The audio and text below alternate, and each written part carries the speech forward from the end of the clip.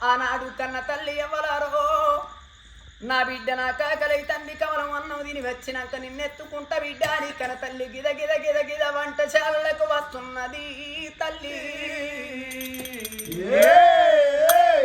వంటశాలలకు వచ్చిన తల్లి పల్లము లోపల కమలమన్నం పెట్టుకొని కలగలిపి కమలమన్నం బుక్క నోట పెట్టబోతున్నదే అమ్మా